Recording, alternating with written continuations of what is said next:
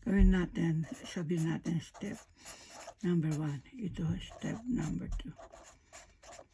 Para maintindihan nyo. Halimbawa, yung step number 1, yun ito, i-multiply mo dito.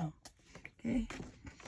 Kaya, ito yung gagawin natin. Ito yung step 1. Ibig sabihin, yan, AB, yung product, no? Ito, i-multiply mo dito. 2 times 1, 2. Diba? Plus, ito, multiply mo doon. Negative 15. Tapos ito, plus, negative 16. Okay? Kaya yung answer mo dito, bali, 2 minus 15.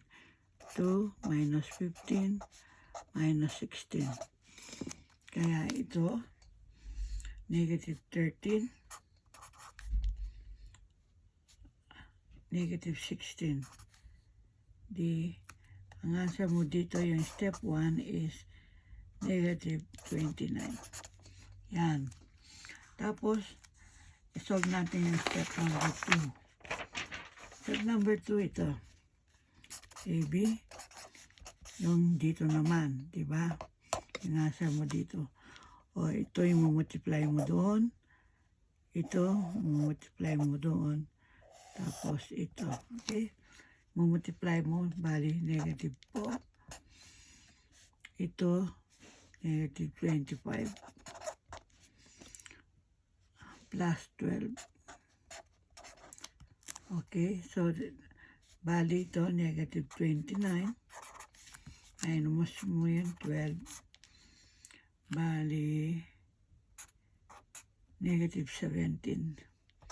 Kaya yung answer mo dito, negative 17. Yan ang step number 2. Kaya yung answer natin dito,